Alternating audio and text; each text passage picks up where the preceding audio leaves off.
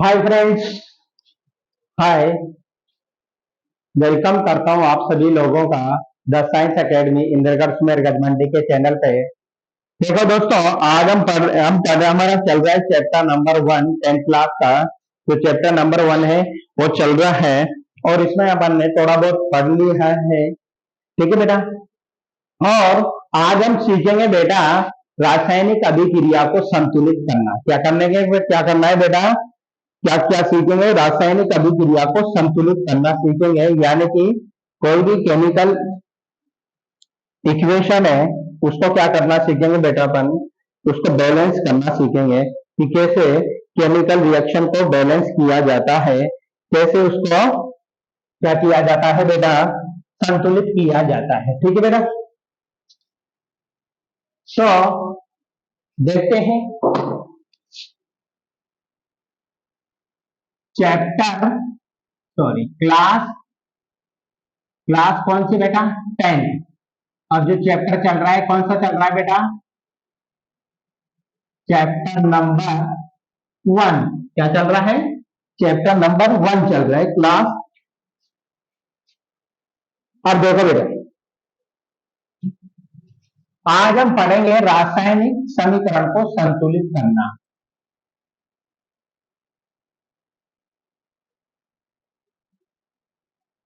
रासायनिक समीकरण को संतुलित करना। क्या करना बेटा? रासायनिक समीकरण को संतुलित करना। क्या सीखेंगे बेटा? रासायनिक समीकरण को संतुलित करना, कि कैसे रासायनिक अभिक्रिया को संतुलित किया जाता है। तो हमने आप पढ़ा था पहले कि अपन ने क्या पढ़ा था बेटा?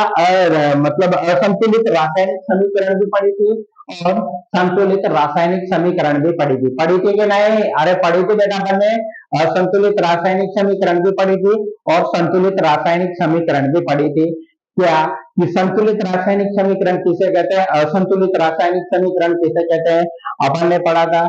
जब देखो किसी रासायनिक अभिक्रिया में, जब किसी रासायनिक अभिक्रिया में भाग लेने वाले क्रियाकारकों और बनने वाले उत्पादों, सुनना ध्यान से, किसी भी रासायनिक अभिक्रिया में भाग लेने वाले क्रियाकारकों और बनने वाले उत्पादों के तत्वों के परमाणु की संख्या जब बराबर नहीं होती तो उस समीकरण को क्या बोला था? क्या बोला था बेटा? अपन ने असंतुलित रासायनिक समीकरण बोला था। और असंतुलित रासायनिक समीकरण को क्या कहते हैं? समकालीन समीकरण। तो ये मेरा पिछला वीडियो जाके देखें, वहां पे मैंने बताया था आपको। तो देखते हैं किसी रासायनिक समीकरण को संतुलित करना तो कैसे करेंगे। मान लिया अपन के पास कोई रासायनिक समीकरण है, क्या है, जैसे लोहे पर जंग लगने की ले लेते हैं। क्या ले लेते हैं बेटा? लोहे पर जंग लगने की समीकरण ले लेते हैं। अब लोहे पर जंग लगने के लिए दो चीजों की आवश्यकता पड़ती है, सॉरी 3 चीजों की आवश्यकता पड़ती है। अरे जंग लगने के लिए कितनी? 3 चीजों की आवश्यकता पड़ती है। कौन कौन सी? अरे एक तो लोहा ही होना चाहिए। जंग लगने के लिए क्या जरूरी है? अरे एक तो क्या होना चाहिए बेटा? लोहा। दूसरा क्या होना चाहिए? जल। और तीसरा क्या होना चाहिए बेटा? ऑक्सीजन। क्या होना चाहिए? ऑक्सीजन। अगर इनमें से कोई भी एक कंपोनेंट क्या हो जाता है बेटा? एक कंपोनेंट क्या हो जाता है? कम हो जाता है, यानी कि कोई भी इसमें से कोई भी एक पदार्थ क्या हो जाता है बेटा? एब्सेंट हो जाता है, नहीं मिल, मतलब एक भी एक एब्सेंट हो जाता है, तो ये क्या हो जाएगी बेटा? यहाँ पर जंग नहीं लगेगा। अरे क्या नहीं लगेगा बेटा? जंग नहीं लगेगा। तो जंग लगने के लिए 3 चीजों की आवश्यकता पड़ती है, लोहा, जल और ऑक्सीजन की। तो देखो ये क्रिया आपस में ये क्या कर लेती है बेटा? ये आपस में क्रिया करके क्या बना लेते हैं बेटा? जंग बना लेते हैं। क्या बना लेते हैं बेटा? जंग बना लेते हैं। क्या बना लेते हैं? जंग बना लेते हैं। तो अपन यहाँ पर देखेंगे कि किसी रासायनिक समीकरण रासायनिक अभिक्रिया को कैसे संतुलित किया जाता है। अरे संतुलित का मतलब क्या होता है बेटा? अरे ये क्या है बेटा? क्रियाकारक। अरे ये पूरे के पूरे क्या है? क्रियाकारक। ये क्या है बेटा? उत्पाद। जब क्रियाकारकों और बनने वाले उत्पादों के तत्वों के परमाणु की संख्या क्या हो? बराबर हो, तो उसे क्या कहेंगे बेटा? रासायनिक संतुलित रासायनिक समीकरण। अरे ये आयरन, जल और ऑक्सीजन ये क्या है? क्रिया कर रहे कारक है। अरे क्रिया कारक मतलब क्रिया कर रहे हैं, और क्रिया करके ये क्या बना रहे हैं? जंग। अरे फेरिक ऑक्साइड, तो ये क्या हो गया बेटा? अरे ये क्या हो गया? उत्पाद। क्या हो गया बेटा? उत्पाद। तो क्रिया कारकों और उत्पादों के परमाणु की संख्या क्या हो? बराबर हो, तो इसे हम क्या कहेंगे बेटा? संतुलित रासायनिक अभिक्रिया। क्या कहेंगे बेटा? संतुलित रासायनिक समीकरण। ठीक है बेटा। तो देखो किसी भी रासायनिक अभिक्रिया को संतुलित करने के कुछ नियम होते हैं। क्या होते हैं बेटा? कुछ नियम होते हैं। देखो, जो पहला नियम है वो क्या कहता है? पहला नियम क्या कहता है? नियम नंबर 1। क्या बेटा? नियम नंबर 1।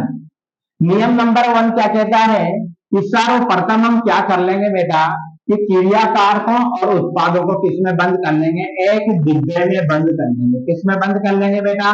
एक डिब्बे में बंद कर लेते हैं। देखो ये तो ये फालतू की चीज है, डायरेक्ट भी अपन सोल्व कर सकते हैं। मैं भी बता दूंगा कैसे होता है। ठीक है बेटा। क्रिया कारकों को किसमें बंद कर लेंगे? चलो डिब्बे में बंद कर लेते हैं। चलो ये कर लिया बेटा, तुम्हारे लिए गिफ्ट भेज दिया। क्या भेज दिया मैंने?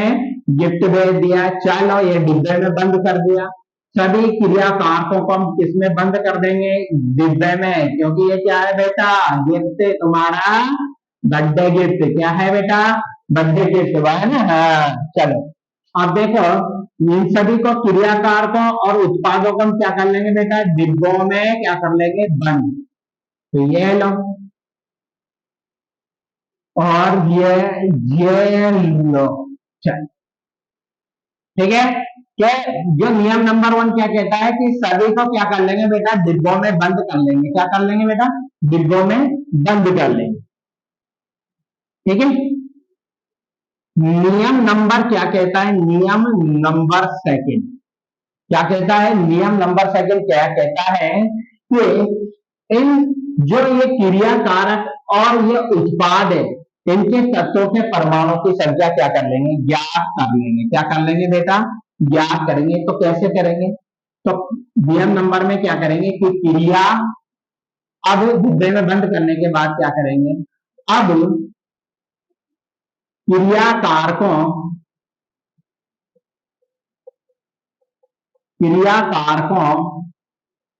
व उत्पादों, क्रिया कारकों व उत्पादों के तत्वों के परमाणुओं की संख्या ज्ञात कर ली जाती है। ज्ञात कर ली जाती है। तो ज्ञात करने के लिए क्या करेंगे बेटा? किसी भी तत्व के परमाणु की संख्या ज्ञात करने के लिए अपन क्या करेंगे? इधर तो क्या करेंगे बेटा? क्रिया कारकों के तत्वों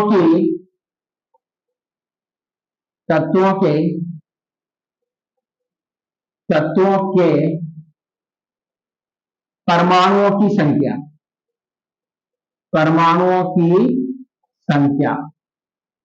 ठीक है। और इधर की साइड क्या कर लेंगे? उत्पादों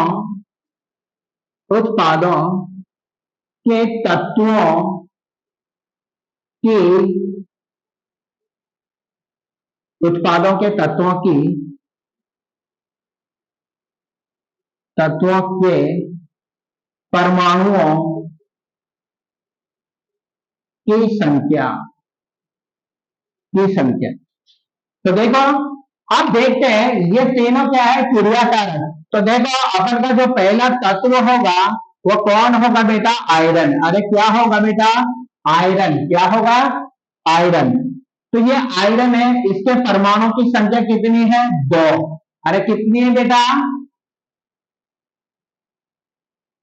यहां पर कितनी है? 2। क्रिया कारकों में तत्वों के परमाणु की संख्या कितनी है? 2। अरे ये टू के आगे टू लग रहा है, तो इसका मतलब 2। फिर दूसरा परमाणु कौन सा आ गया बेटा अपन के पास, हाइड्रोजन। हाइड्रोजन के परमाणु की संख्या कितनी है, देखो 2 दूआ 4, अरे ये 2 लग रहा है तो इसको आगे मल्टीप्लाई कर देंगे तो क्या हो गया बेटा 4। ये कितनी होगी बेटा यहाँ पे हाइड्रोजन की संख्या 4। फिर देखो अपन का नेक्स्ट आता है बेटा ऑक्सीजन। ऑक्सीजन कितने हैं इधर क्रिया कारकों में 2, कितने हैं बेटा 2।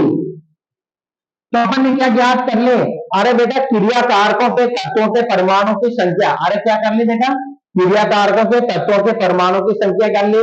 कि देखो ऐसी तत्व इसमें परमाणु की संख्या 2 है, हाइड्रोजन तत्व है इसमें परमाणु की संख्या 4 है, ऑक्सीजन का जो तत्व है इसमें परमाणु की संख्या कितनी है बेटा 2। अरे कितनी है बेटा, इसके तत्वों के परमाणु की संख्या 2 है। चलो उत्पादों में भी देख लेते हैं। उत्पादों में भी जो पहला तत्व है आयरन है, आयरन के परमाणु की संख्या ज्ञात कर लेते हैं, कितने हैं बेटा 2 है। फिर देखो यहाँ पे ऑक्सीजन है, ऑक्सीजन के जो हाइड्रोजन को ले लेते हैं, हाइड्रोजन के जो एटम है परमाणु है उसके संख्या कितने हैं बेटा 6, ठीक है 6 है, ठीक है।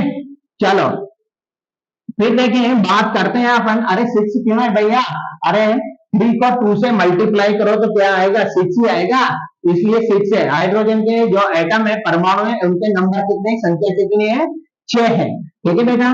अब देखते हैं तीसरे नंबर पे क्या है, ऑक्सीजन है अपन का, क्या है ऑक्सीजन। तो ऑक्सीजन के जो परमाणु है एटम है उनके इधर उत्पादों में कितने हैं तो देखते हैं, अरे क्या है 3, अरे देखो ये तो 3 और ये ऑक्सीजन के आगे 3 लग रहे हैं तो 3 तो इधर है, अरे इसका भी मतलब क्या है ऑक्सीजन के आगे 3 लग रहे हैं ना बेटा, तो इसका भी मतलब क्या है यहाँ पे 3 ऑक्सीजन है। अरे बेटा ये जल का अणु है, क्या है बेटा ये जल का अणु है। इस जल के अणु में देखो 3 तो क्या है बेटा हाइड्रोजन, सॉरी 6 तो क्या है हाइड्रोजन और 3 क्या है बेटा 6 तो क्या है हाइड्रोजन। हाइड्रोजन से कितने हैं 6, ऑक्सीजन कितने हैं 3 है। ये इसका मतलब ये होता है, इसको ओपन करके देगा, ठीक है। तो यहाँ पे हाइड्रोजन के जो ऑक्सीजन के एटम है उनके नंबर कितने हैं, परमाणु की संख्या 3 और +3 यानी कि 6 है। तो अपन के पास में आ गया कि देखो क्या आ गया बेटा, क्या अपन ने यहाँ पे क्या कर ली बेटा क्रिया कारकों के परमाणु की संख्या ज्ञात कर ली और इधर क्या कर ली बेटा उत्पादों के तत्वों के परमाणु की संख्या ज्ञात कर ली बेटा। अब देखो नियम नंबर 3, नियम नंबर 3 के अकॉर्डिंग, नियम नंबर 3 के अनुसार अपन क्या करेंगे, नियम नंबर 3 क्या कहता है कि इन तत्वों में से सबसे पहले उस तत्व को संतुलित करेंगे।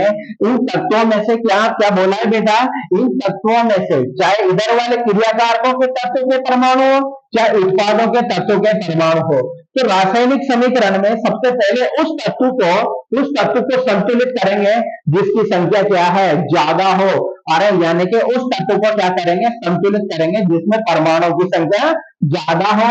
अब देखो इधर परमाणु की संख्या, अरे हाइड्रोजन और इधर देखो तो सबसे ज्यादा संख्या 2 चीजों की मिल रही है, एक तो हाइड्रोजन की मिल रही है और एक ऑक्सीजन की मिल रही है। तो अपन क्या करेंगे बेटा, नियम तो क्या कहता है कि सबसे पहले उस तत्व को क्या करेंगे, सबसे पहले उस तत्व को क्या करेंगे संतुलित करेंगे जिससे परमाणु की संख्या क्या हो ज्यादा हो। अरे क्या हो बेटा ज्यादा हो। तो यहाँ पर देखो दोनों का बराबर है तो अपन यह कोई सा भी कर लेंगे, ठीक है। तो नियम नंबर 3 क्या कहता है,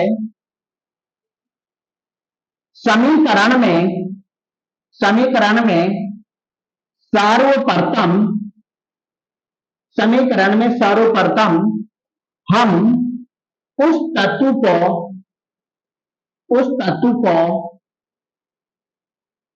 संतुलित करते हैं, उस तत्व को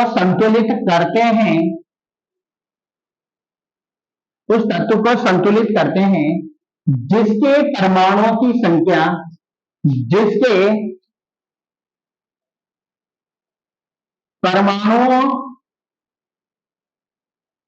परमाणुओं की संख्या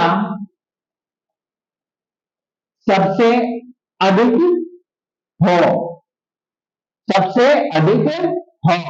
तो रासायनिक जो समीकरण में सर्वप्रथम हम क्या करेंगे, उस तत्व को क्या करेंगे, सर्वप्रथम उस तत्व को संतुलित करेंगे बेटा जिसके परमाणु की संख्या क्या हो, सबसे ज्यादा हो। तो अपन को देखो यहाँ पे हाइड्रोजन और ऑक्सीजन के परमाणु की संख्या ही क्या हो रही है बेटा, सबसे ज्यादा है। तो हम सर्वप्रथम क्या करेंगे, इन दोनों में से किसी भी को भी क्या कर लेंगे बेटा, संतुलित कर लेंगे। क्या कर लेंगे बेटा, किसी भी को भी क्या कर लेंगे बेटा, संतुलित कर लेंगे। चलो देखते हैं। अब देखो बेटा यहां पर ये क्या है, Fe2 क्या है बेटा, Fe2 प्लस 2H2O क्या है बेटा, 2H2O plus O3 sorry O2, और ये क्या हो रहा है बेटा, Fe2O3 प्लस यहां पर क्या हो गया 3H2O। अब अपन क्या करेंगे बेटा, कोई सा भी तत्व ले लेंगे हाइड्रोजन और ऑक्सीजन में, जो इनमें से जो है किसी भी तत्व को लेकर अपन क्या कर लेंगे, रासायनिक समीकरण को संतुलित कर लेंगे। तो चलो चलते हैं। अब मैं यहाँ पे चाहूंगा सबसे पहले किसको संतुलित कर दो बेटा, ऑक्सीजन को। किसको संतुलित कर दो बेटा, ऑक्सीजन को। तो ऑक्सीजन को संतुलित करने के लिए, अरे देखो बेटा इधर 6 है, क्रियाकार उत्पादों में परमाणु की संख्या कितनी है, ऑक्सीजन की 6। तो मैं उत्पाद में भी क्या करूंगा बेटा, मुझे 6 करनी पड़ेगी। तो 6 करनी पड़ेगी तो मुझे देखो कुछ ना कुछ तो करना पड़ेगा, किसी के आगे कुछ ना कुछ करना तो पड़ेगा। तो देखते हैं, मैं यहाँ क्या कर देता हूँ बेटा, यहां पर 2 कर देता हूं। क्या कर देता हूं बेटा, 2 कर देता हूं। तो देखो 2 करने से क्या हुआ, अरे 2 को 2 से मल्टीप्लाई करेंगे तो क्या हो गया 4, और यहाँ ऑक्सीजन के आगे कितना लग रहा है बेटा, 2 लग रहा है। तो 4 तो यहाँ ऑक्सीजन हो गए और 2 यहाँ हो गए। अरे हो गए क्या बेटा, अरे हो गए ना। तो दोनों को ऐड करेंगे, टोटल जो इसका नंबर होगा, अरे टोटल ऑक्सीजन के परमाणु कितने रहेंगे, 6। तो मुझे क्या करना पड़ा, मुझे क्या करना पड़ा बेटा, मैंने क्या किया, ऑक्सीजन के आगे जो यहाँ पे 2 लगा है 2 लगा दिया, जिससे क्या हो गया बेटा, ऑक्सीजन के जो एटम है, परमाणु है, एटम यानी कि परमाणु है, उसके जो नंबर कितने हो जाएंगे 6। अरे 2, अरे 2 को 2 से मल्टीप्लाई करेंगे 4 और 2, तो कितने हो गए 4 और 2 6 हो गए। तो इधर भी देखो हाइड्रोजन के और परमाणु की जो एटम है उसकी संख्या कितनी होगी 6। हाइड्रोजन के सॉरी ऑक्सीजन के परमाणु की संख्या क्या हो गई 6। तो अब दोनों की तरफ क्या हो गया बेटा, बराबर हो गया। अरे क्या हो गया बेटा, बराबर हो गया। चलो अब अपन क्या करते हैं बेटा, अब अपन क्या करेंगे, अब किसको क्या करेंगे बेटा, बैलेंस करेंगे, किसको संतुलित करेंगे, हाइड्रोजन को। तो इधर तो 4 है, उधर क्या है 6 है, इधर तो 4 है, इधर क्या है 6 है। तो मैं क्या करता हूं, चलो यहां पर अब देखो इधर तो 6 है, तो इधर भी मुझे 6 करना पड़ेगा। तो मैं क्या करूंगा, इसके आगे क्या लगा दूंगा बेटा 3। क्या लगा दूंगा 3, क्या लगा दूंगा 3। क्या लगा दिया मैंने 3। अब देखो अरे क्या हो गया, अब देखो इधर क्या हो गया, अरे 3 को 2 से मल्टीप्लाई करोगे तो क्या हो गया बेटा 6। क्या हो गया बेटा 6। अब 6 हो गया। अरे इधर हाइड्रोजन के भी क्या हो गया बेटा, इधर क्या हो गया, हाइड्रोजन भी क्या हो गए, बैलेंस हो गए दोनों में। अरे उत्पादों और क्रियाकारकों के परमाणु की संख्या जब बराबर हो जाती है उसे तो क्या कहते हैं, बैलेंस इक्वेशन, बैलेंस समीकरण, संतुलित समीकरण कहते हैं। अब देखो, अब देखा क्या ये संतुलित हो गए क्या, अरे देखो बेटा, अरे नहीं देखो, अब इधर ऑक्सीजन के एटम की संख्या कितनी हो गई, अरे 3 तो, अरे 3 तो ये हो गए, 3 तो ये हो गए ना बेटा, और 4 7 हो गए, इधर तो क्या है 6 है। तो क्या करना पड़ेगा अपन को, अरे फिर से पूछा, कुछ ना कुछ करना पड़ेगा।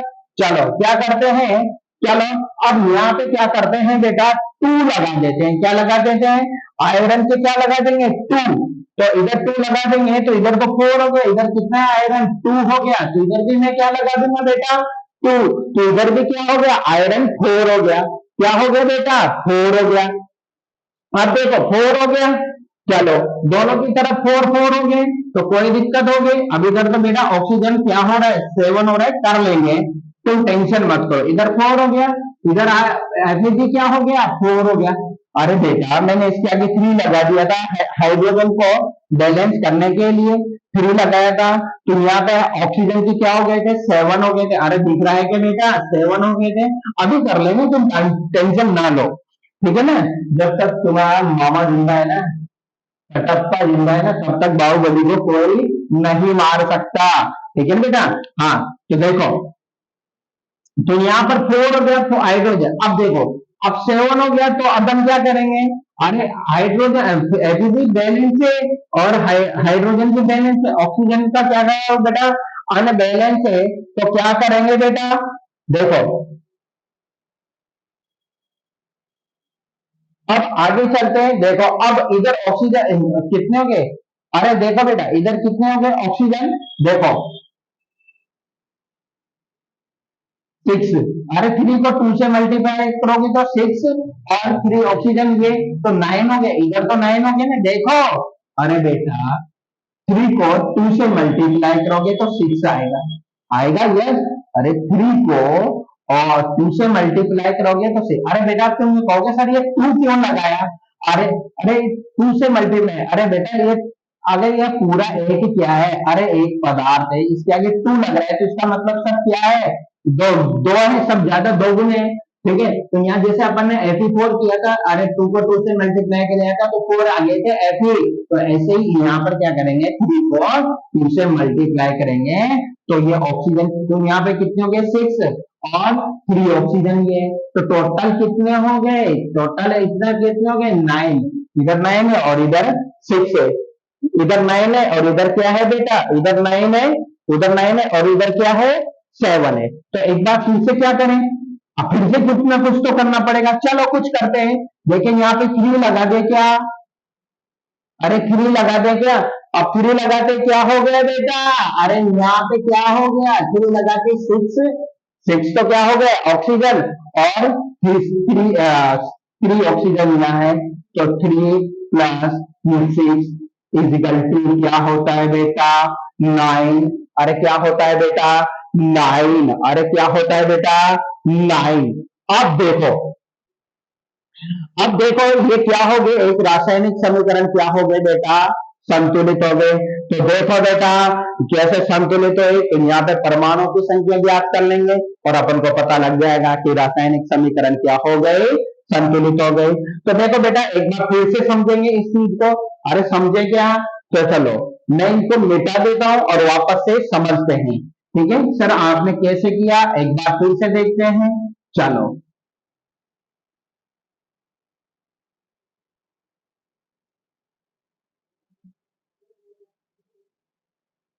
यही थी अपन की इक्वेशन, यही थी बेटा। तो देखो नियम नंबर क्या कहता है कि सर्वप्रथम हम उस तत्व को संतुलित करेंगे जिसके परमाणु की संख्या सबसे अधिक हो, और बाद में क्या करते जाते हैं, बाद में अन्य तत्वों को भी क्या करेंगे, बाद में अन्य तत्वों को भी संतुलित कर लेते हैं, अन्य तत्वों को भी क्या कर लेते हैं, संतुलित कर लेते हैं। चलो अब देखो सबसे पहला जो संज्ञा क्या था बेटा, अपन के पास इधर तो क्या था 4 था और इधर क्या था बेटा 2 था, 4 ये भी 4 थे, इधर क्या थे दोनों ही क्या थे 6 थे, ये भी क्या था 2 है, देखो अरे है बेटा। एक्चुअल कंडीशन ये है, अभी देखो इस बैलेंस ये इक्वेशन है ना, इसमें जो क्रिया कारकों के तत्वों के परमाणु की संख्या ये है और इन उत्पादों के तत्वों के परमाणु की संख्या ये है, इधर देख लो ढंग से देख लो, आयरन 2 है, ऑक्सीजन 4 है, ठीक है, सॉरी हाइड्रोजन 4 है, ऑक्सीजन की क्या है 4 है, ऐसे इधर भी क्या है ये है। तो देखो सबसे पहले उस तत्व को क्या करेंगे, संतुलित करेंगे जिसके परमाणु की संख्या ज्यादा हो। जैसे मैंने क्या किया था, हाइड्रोजन को संतुलित किया था, अरे हाइड्रोजन को क्या किया है बैलेंस किया। तो अब देखो, सबसे पहले हम ऑक्सीजन को भी ले सकते हैं, ऐसा कोई नहीं है कि हम ऑक्सीजन को ना लें। अरे क्योंकि यहाँ पर क्या है बेटा, अरे यहाँ पर क्या है, अरे ऑक्सीजन के परमाणु की संख्या भी क्या है, बराबर है किसके, हाइड्रोजन के। बट ये तो उत्पादन में है, इधर क्या है, इनमें क्रिया कारकों में नहीं है। तो अब देखो, ज्यादा जो संख्या है उसको लेंगे, जिस तत्व के परमाणु की संख्या ज्यादा है उसको लेंगे। तो मैं यहाँ पे, मेरी चॉइस है, मैंने हाइड्रोजन ले लिया। तो हाइड्रोजन को बैलेंस कर दूं, इधर तो 6 है और इधर भी 6 करना है। अरे करना है बेटा, यहाँ तो 4 है, तो मुझे क्या करना पड़ेगा, यहाँ पे 3 लगा दिया। अरे क्या लगा दिया, 3। तो बताओ, इधर हाइड्रोजन की एटम है, उनकी जो संख्या है वो कितने हो गए, 6। अरे 2 को 3 से मल्टीप्लाई करो, 6 आ रहा है। अरे आता होगा ना बेटा मल्टीप्लाई करना। चलो, फिर उसके बाद करते हैं, चलो हाइड्रोजन तो हो गया बैलेंस, अब किसको करना है, उसके बाद जो सबसे ज्यादा है, उसके बाद अन्य तत्वों को कर लेते हैं। चलो मैंने यहाँ पे अन्य तत्व क्या ले लिया, ऑक्सीजन।